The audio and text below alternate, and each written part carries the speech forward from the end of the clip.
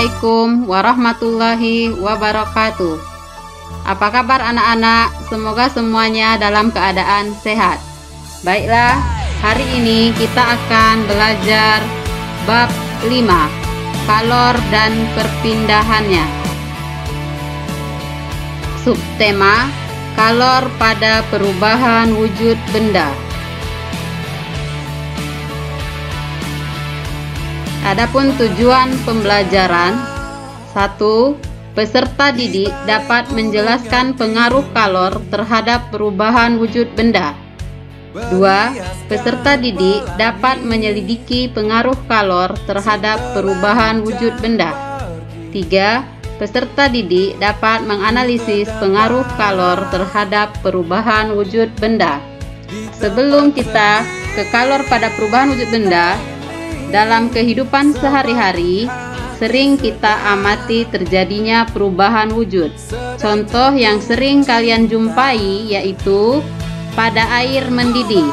Itu akan kelihatan gelembung-gelembung uap air yang menunjukkan adanya perubahan wujud dari air menjadi uap.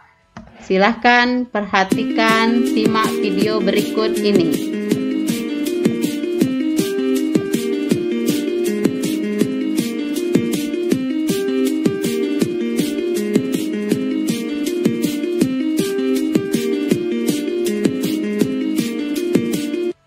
Air dapat mencapai titik didih karena tersusun atas partikel atom, yaitu atom hidrogen dan oksigen. Kedua atom ini membutuhkan molekul air, H2O. Panas dari api akan membuat partikel atom ini bergerak sangat cepat, sehingga suhunya pun meningkat. Akibatnya, molekul atom hidrogen dan oksigen pun terlepas dan naik ke udara yang kita lihat sebagai uap. Pergerakan molekul penyusun air inilah yang membuatnya terlihat mendidih. Jika dibiarkan, air pun akan menguap hingga kering. Air menjadi uap. Jadi, untuk mendidihkan air diperlukan kalor.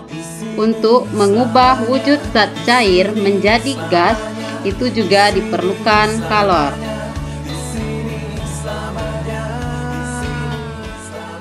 Proses perubahan wujud zat. Zat terdiri atas 3 macam: padat, gas, dan cair.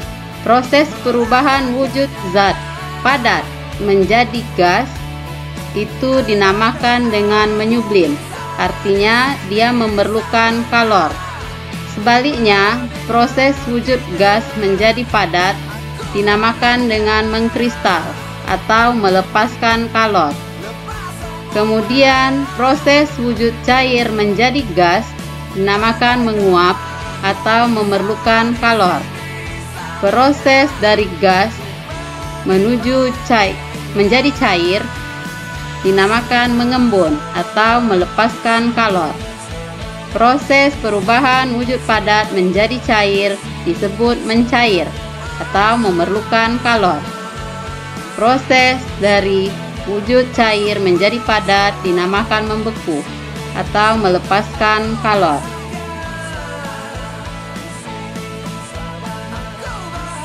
Kalor untuk mengubah wujud zat disebut kalor laten. Kalor laten terbagi menjadi 2. Yang pertama, kalor penguapan atau pengembunan. Yang kedua, kalor lebur atau kalor beku. Kalor penguapan atau pengembunan dilambangkan dengan huruf Q. Rumus penerapannya Q sama dengan M kali U. Kalor lebur atau beku dilambangkan juga dengan huruf Q. Rumusnya sama dengan M dikali L. Grafik perubahan wujud air. Grafik perubahan wujud air, wujud dari proses A ke B itu dinamakan wujud S. B ke C, wujud es dan air atau proses melebur. Wujud C ke D, wujud air. D ke E, wujud air dan uap atau menguap. Kalor yang dibutuhkan dari es menjadi uap air sebesar Q1 ditambah Q2 tambah Q3 tambah Q4 sama dengan M kali C kali delta T S ditambah M kali L ditambah M kali C kali delta T air ditambah M kali U.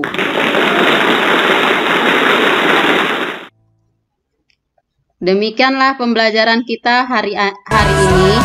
Semoga bermanfaat untuk anak-anak semuanya. Sampai ketemu di pembelajaran berikutnya. Terima kasih.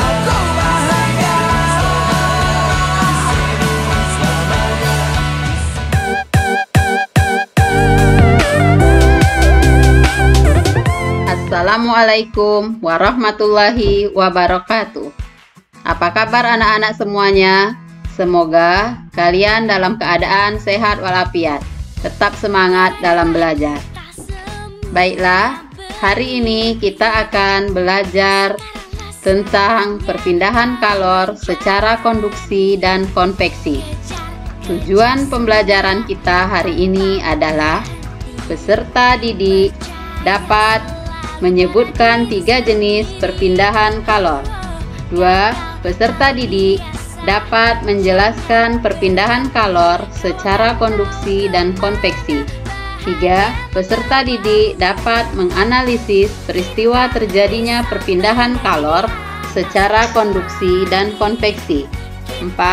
Peserta didik dapat menganalisis 2 penerapan kalor secara konduksi dan konveksi dalam kehidupan sehari-hari. Perhatikan gambar. Pada saat kalian menyetrika, setrika yang panas bersentuhan dengan kain yang kalian setrika. Mengapa panas setrika sampai ke baju yang disetrika? Di sana karena kalor berpindah dari setrika ke kain.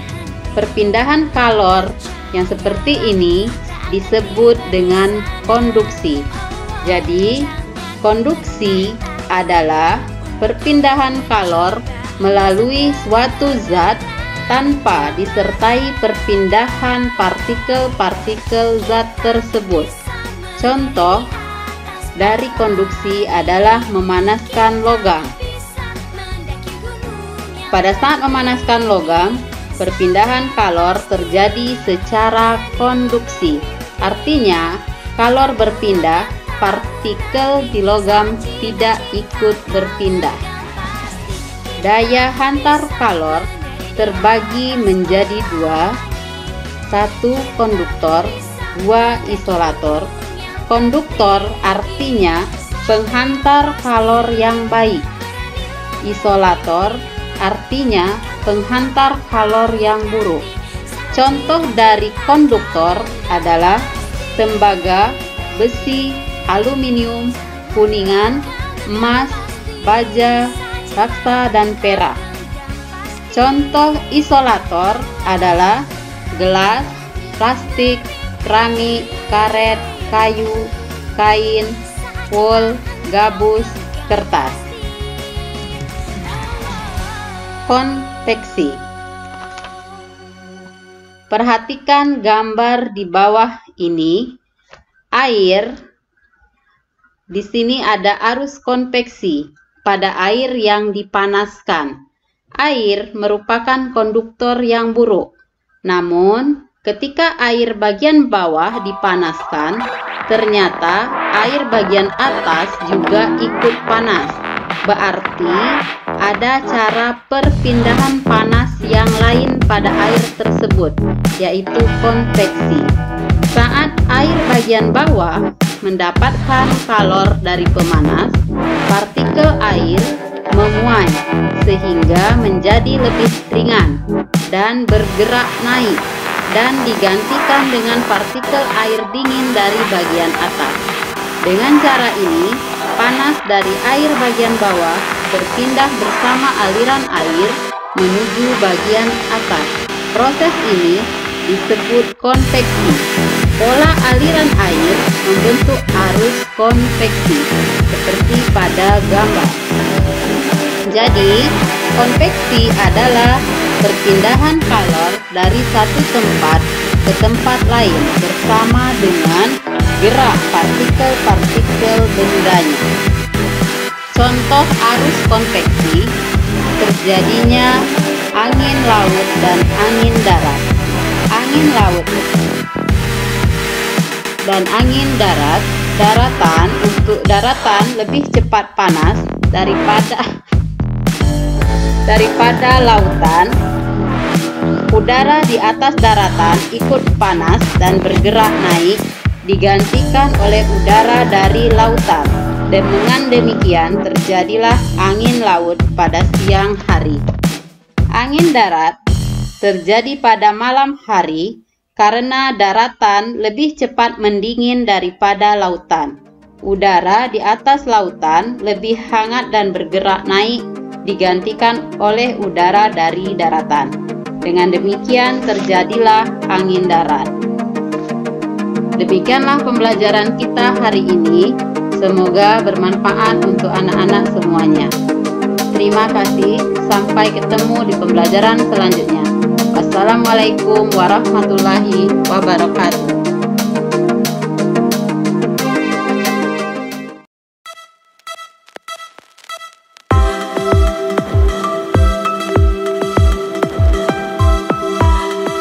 Assalamualaikum warahmatullahi wabarakatuh. Apa kabar anak-anak semuanya? Semoga kalian dalam keadaan sehat. Baiklah, hari ini kita akan belajar tentang perpindahan kalor secara radiasi. Adapun tujuan pembelajaran kita hari ini adalah 1. Peserta didik dapat menjelaskan perpindahan kalor secara radiasi. 2. Peserta didik dapat menganalisis peristiwa terjadinya perpindahan kalor secara radiasi. 3. Peserta didik dapat menganalisis 2 penerapan perpindahan kalor secara radiasi dalam kehidupan sehari-hari. Perhatikan gambar berikut ini. Sepulang sekolah, kalian berjalan di tengah hari yang cerah. Kalian akan merasakan panasnya matahari pada wajah kalian. Bagaimana kalor dari matahari dapat sampai ke wajahmu?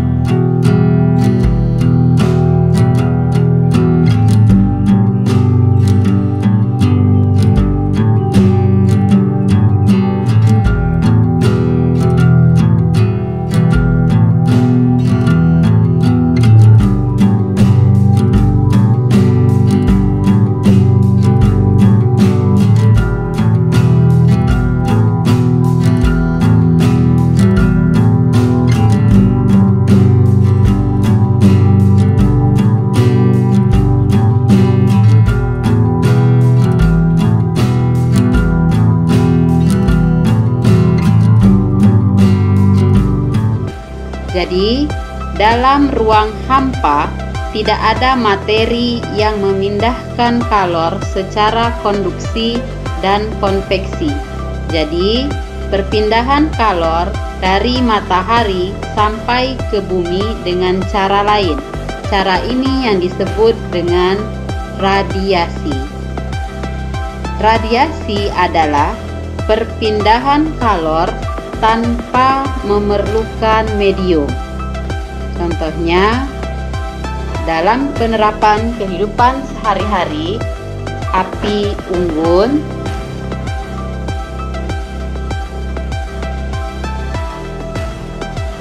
makin panas benda dibandingkan dengan panas lingkungan sekitar, makin besar pula kalor yang diradiasikan ke lingkungannya.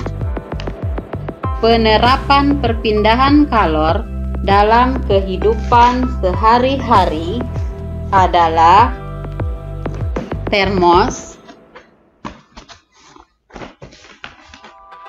kedua panci logam, 3 setrika, 4 solder. Demikianlah pembelajaran kita hari ini, semoga bermanfaat. Sampai ketemu di pembelajaran berikutnya. Terima kasih. Wassalamualaikum warahmatullahi wabarakatuh.